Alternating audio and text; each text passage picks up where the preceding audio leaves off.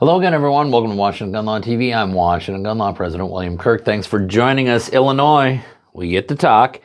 Now, we've done this before, okay? We've been through bad rulings out of the Seventh Circuit before, and we're going to go through it again. As you know, you had a successful challenge to your public transportation carry ban, but the Seventh Circuit has gotten involved in it, which means it's all gone to hell. Let's go through the ruling because it is as bad as you might think, and it's even more dangerous than you may have imagined. So today, let's spend a few minutes and let's talk about the Seventh Circuit upholds Illinois' public transportation ban.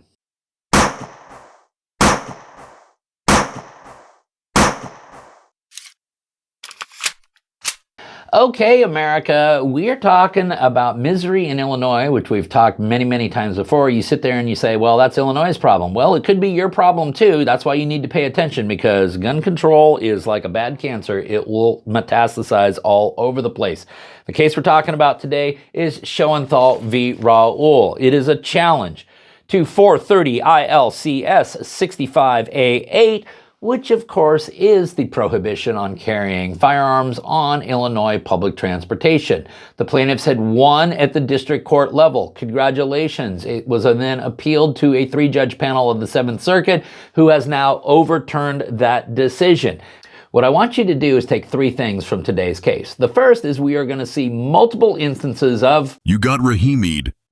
Big time. Trust me, big time. Second thing is I want you to know that the Seventh Circuit has been kind enough to carve out a whole new rule about how we determine what a sensitive place is. A rule out of thin air, but congratulations to the Seventh Circuit, but it would literally allow any state to determine just about any place to be a sensitive place, so keep that in mind. The third thing is that the Seventh Circuit has offered a remedy for some of you who may be dismayed at this case, and that is you can just pack up and leave the state of Illinois, which some of you may start doing at the end of this video.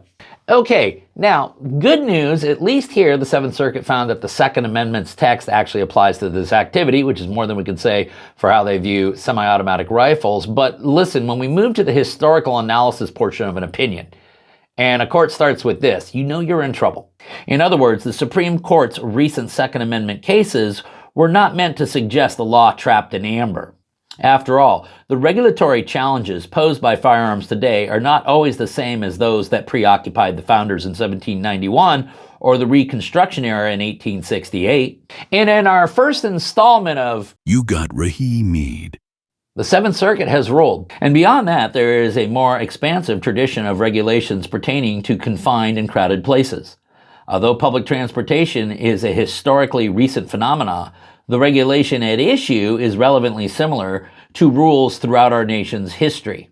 Now, actually, public transportation is not a recent phenomenon. If you go back and you actually look at the history of it, not only were you allowed to be armed, in many instances you were required to be armed.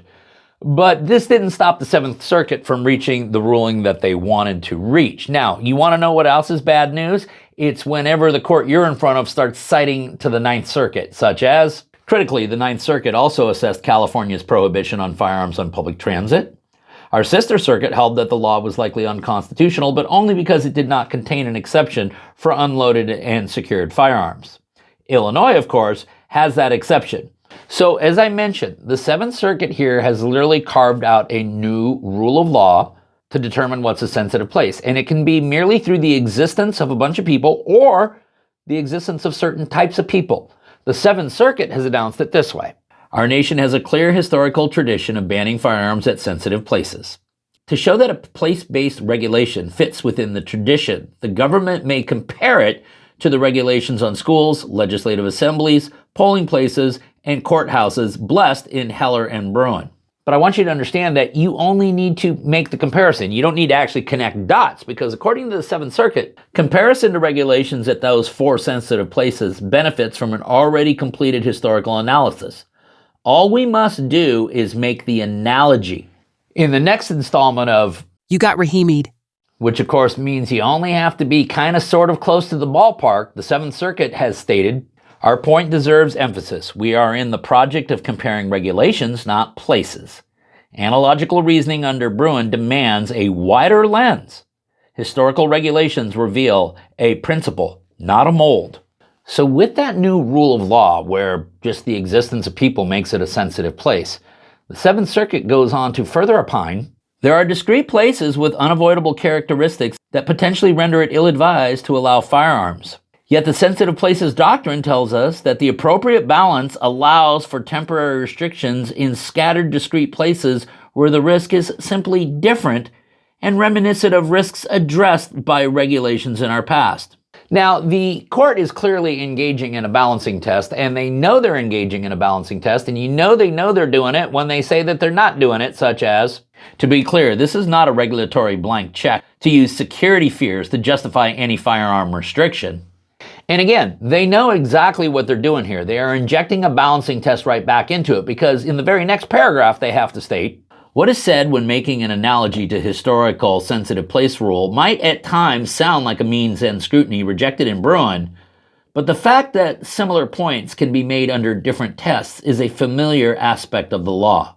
Okay, so again, we have a brand new rule of law, which of course is based in the concept of You got Rahimi'd.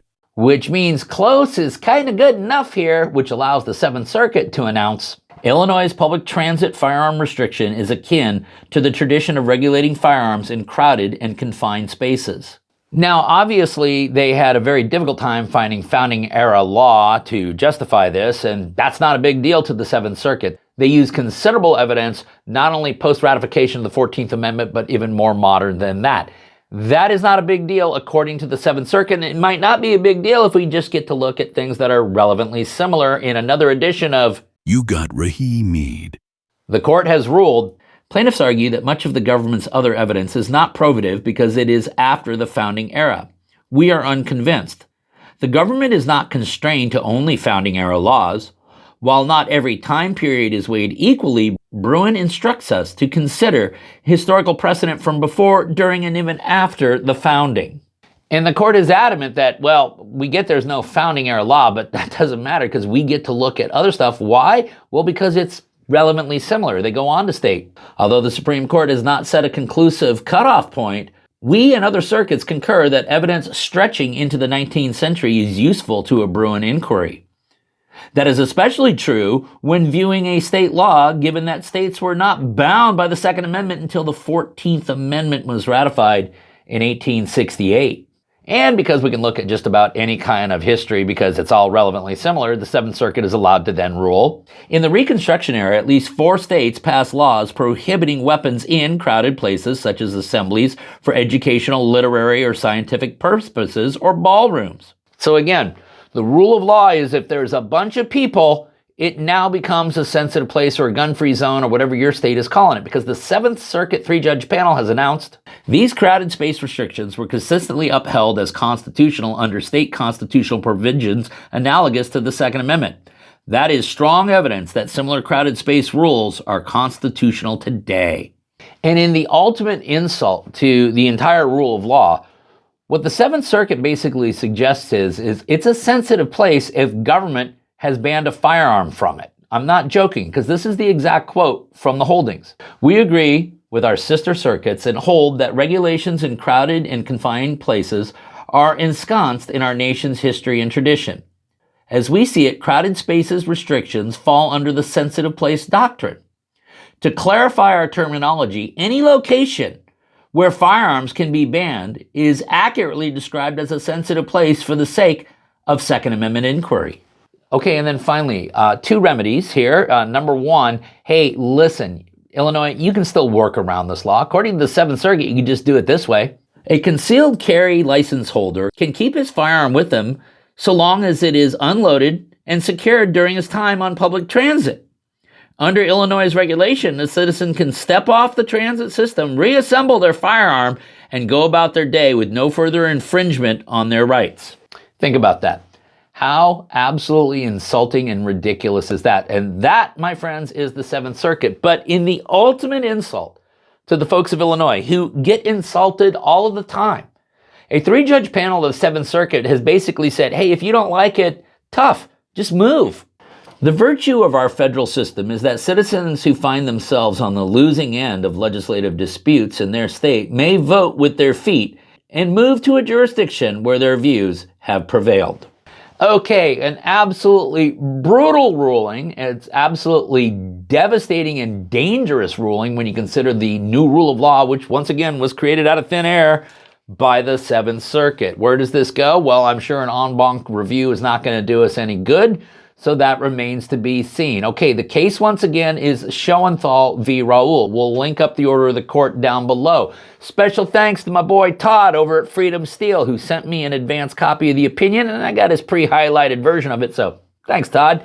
Listen, if you got any more questions about this or anything else related to what's left of our Second Amendment rights, you guys should know how to get a hold of Washington gun law by now. But if you don't, that's okay. That information is down there in the description box. If you got an idea for a video we should be doing around here, you click on that link right there and you tell us all about it. If you want to subscribe to the monthly newsletter, that information is down there in the description box. And then finally, and most importantly, let's everyone remember that part of being the lawful and responsible gun owner, like we talk about all the time here, is to know what the law is in every situation and how it applies to you in any instance that you may find yourself. Until next time, thanks for watching and stay safe.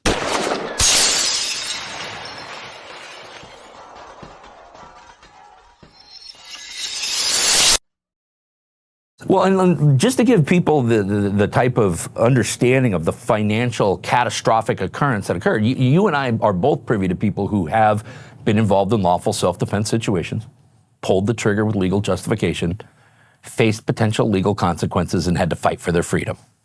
Didn't have coverage. How much money did it cost them to win their freedom?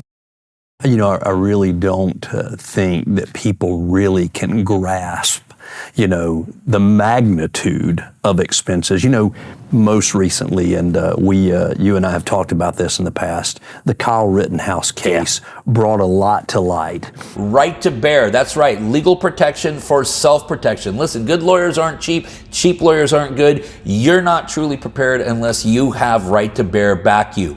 You will always get an attorney-answered hotline, so you will always have a confidential phone call. There are no cap limits for either civil or criminal defense. This covers all forms of self-defense. So from a fist to a firearm, from a fat lip to a dead body, you are covered, and you will have some of the nation's most passionate 2A attorneys in your corner fighting for you. And right now, if you visit my friends at protectwithbear.com and you use the promo code WGL, you will receive 10% off. Listen, you need to protect yourself so that you can protect them. Visit my good friends at protectwithbear.com.